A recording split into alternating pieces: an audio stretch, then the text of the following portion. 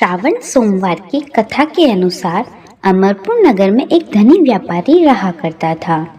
दूर दूर तक उसका व्यापार फैला हुआ था।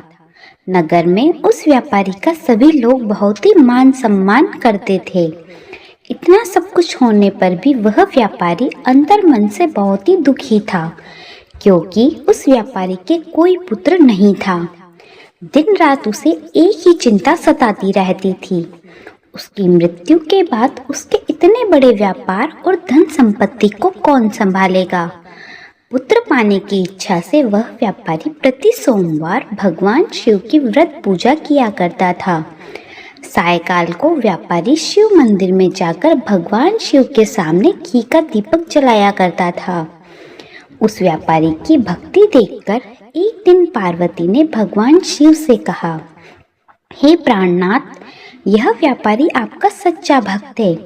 कितने दिनों से यह सोमवार का व्रत और पूजा नियमित कर रहा है। भगवान, आप इस व्यापारी की मनोकामना अवश्य पूर्ण करें। भगवान शिव ने मुस्कुराते हुए कहा, हे पार्वती, इस संसार में सबको उसके कर्मों के अनुसार फल की प्राप्ति होती है। प्राणी जैसा कर्म करते हैं उन्हें वैसा ही फल प्राप्त होता है। इसके बावजूद पार्वती जी नहीं मानी। उन्होंने आग्रह करते हुए कहा, नहीं प्राणनाथ, आपको इस व्यापारी की इच्छा पूरी करनी ही पड़ेगी। यह आपका अनन्य भक्त है। प्रति सोमवार आपका विधिवत व्रत रखता है और पूजा अर्चना के बाद आपको भोग लगाकर एक समय भोजन ग्रहण करता है। आपको इसे पुत्र प्राप्ति का वरदान देना ही होगा। पार्वती का इतना आग्रह देखकर भगवान शिव ने कहा, तुम्हारे आग्रह पर मैं इस व्यापारी को पुत्र प्राप्ति का वरदान देता हूँ, लेकिन इसका पुत्र 16 वर्ष से अधिक जीवित नहीं रहेगा। उसी रात भगवान शिव ने स्वप्न में उस व्यापारी को दर्शन देकर उसे पुत्र प्राप्ति का वरदान दिया और उसके पुत्र के 16 वर्ष तक जीवित रहने की बात भी बता दी। भगवान के वरदान से व्यापारी को खुशी तो हुई, लेकिन पुत्र की अल्पायु की चिंता ने उसे खुशी को नष्ट कर दिया। व्यापारी पहले की तरह सोमवार का विधिवत व्रत करता रहा। कुछ महीने पश्चात उसके घर अति सुंदर पुत्र उत्पन्न हुआ।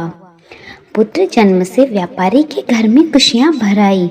बहुत धूमधाम से पुत्र जन्म का समारोह मनाया गया। व्यापारी को पुत्र जन्म की अधिक खुशी नहीं हुई, क्योंकि उसे पुत्र की अल्पायु के रहस्य के बारे में पहले से पता था। यह रहस्य घर में किसी को नहीं मालूम था। विद्वान ब्राह्मणों ने उस पुत्र का नाम अमर रखा। जब अमर 12 वर्ष का हुआ तो शिक्षा के लिए उसे वाराणसी भेजने का निश्चय किया। व्यापारी ने अमर के मामा दीपचंद को बुलाया और उनसे कहा कि अमर को शिक्षा प्राप्त करने के लिए वाराणसी छोड़ आओ। अमर अपने मामा के साथ शिक्षा प्राप्त करने के लिए चला गया।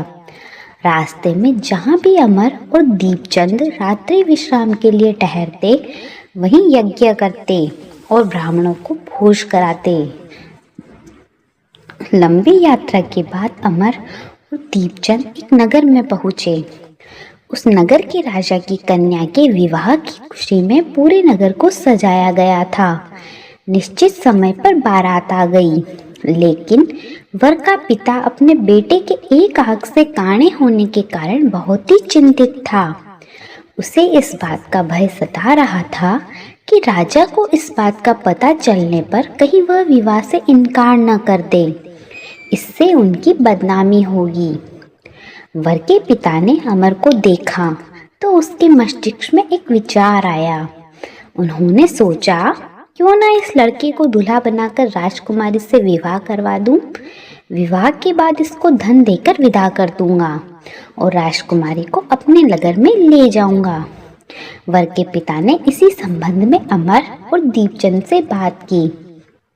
दीपचंद ने धन मिलने के लालच में वर के पिता की बात स्वीकार कर ली। अमर को दूल्हे के वस्त्र पहनाकर राजकुमारी चंद्रिका से विवाह करा दिया गया। राजा ने बहुत सा धन देकर राजकुमारी को विदा किया। अमर जब लौट रहा था तो सच नहीं छिपा सका। और उसने राजकुमारी की ओढ़नी पर लिख दिया, राजकुमारी चंद्रिका, तुम्हारा विवाह तो मेरे साथ हुआ था। मैं तो वाराणसी में शिक्षा प्राप्त करने जा रहा हूँ। अब तुम्हें जिस नवयुवक की पत्नी बनना पड़ेगा वह कान्हा है। जब राजकुमारी ने अपनी ओढ़नी पर लिखा हुआ पढ़ा तो उसने काने लड़की के साथ जाने से इनकार कर दिया। राजा ने सब बातें जानकर राजकुमारी को महल में रख लिया। उधर अमर अपने मामा दीपचंद के साथ वाराणसी पहुंच गया। अमर ने गुरुकुल में पढ़ना शुरू किया। जब अमर ने गुरुकुल में पढ़ना शुरू कर दिया। जब अमर की आयु 16 वर्ष पूरी हुई तो उसने एक यज्ञ किया। यज्ञ की समाप्ति पर ब्राह्मणों को भोजन करवाया गया और खूब अन्न और वस्त्र दान दिए। रात को अमर अपने शयन कक्ष में सो गया। शिव के वरदान के अनुसार शयनावस्था में ही अमर के प्राण पखेरु उड़ गए। सूर्योदय पर मामा अमर को मृत देखकर रोने पीटने लगे। आसपास के लोग भी एकत्र होकर दुख प्रकट करने लगे। मामा के रोने विलाप करने के स्वर से समीप से गुजरते हुए भगवान शिव और माता पार्वती ने भी सुन लिए। पार्वती जी ने भगवान से कहा, हे प्राणनाथ, मुझसे इसके रोने के स्वर सहन नहीं हो रहे।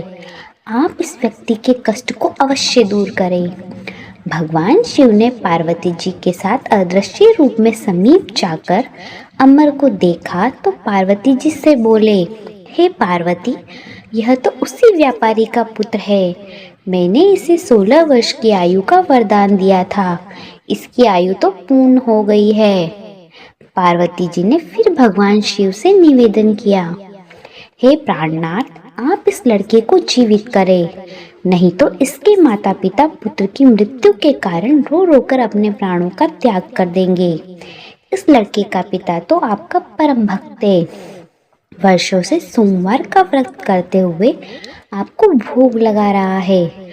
पार्वती जी के आग्रह करने पर भगवान शिव ने उस लड़के को जीवित होने का वरदान दे दिया और कुछ ही पल में वह जीवित होकर उठ बैठा।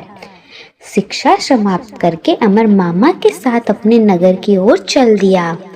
दोनों चलते हुए उसी नगर में पहुंचे जहां अमर का विवाह हुआ था। उस नगर में भी अमर ने यज्ञ का आयोजन किया। समीप से गुजरने हुए नगर के राजा ने यज्ञ का आयोजन देखा। राजा ने अमर को तुरंत पहचान लिया। यज्ञ समाप्त होने पर राजा अमर और उसके मामा को महल में ले आए और कुछ दिन उन्हें महल में रखकर बहुत सा धन वस्त्र देकर राजकुमारी के साथ विदा कर दिया। रास्ते में सुरक्षा के लिए राजा ने बहुत से सैनिकों को भी भेजा। दीपचंद ने नगर में पहुंचते ही एक दूत को घर भेजकर अपने आगमन की सूचना भेजी। अपने बेटे अमर के जीवित वापस लौटने की सूचना से व्यापारी बहुत ही प्रसन्न हुआ। व्यापारी ने अपनी पत्नी के साथ स्वयं को कमरे में बंद कर रखा था। भूखे प्यासे रहकर व्यापारी और उसकी पत्नी बेटे की प्रतीक्षा कर रहे थे। उन्होंने प्रतिज्ञा कर रखी थी कि यदि उन्हें अपने बेटे की मृत्यु का समाचार मिला तो दोनों अपने प्राण त्याग देंगे। व्यापारी अपनी पत्नी और मित्रों के साथ नगर के द्वार पर पहुंचा। अपने बेटे के विवाह का समाचार सुनकर पुत्र वधू राजकुमारी चंद्रिका को देखकर उनकी खुशी का तो ठिकाना ही न रहा। उसी रात भगवान शिव ने व्यापारी के स्वप्न में आकर कहा, हे श्रेष्ठी, मैंने तेरे सोमवार के व्रत करने और व्रत कथा सुनने से प्रसन्न होकर तेरे पुत्र को लंबी आयु प्रदान की है। व्यापारी बहुत ही प्रसन्न हुआ। सोमवार का व्रत करने से व्यापारी के घर में खुशियां लौट आई। शास्त्रों में लिखा है कि जो स्त्री पुरुष सोमवार का विधि पूर्वक व्रत करते और व्रत कथा सुनते हैं उनकी सभी इच्छाएं पूर्ण होती है।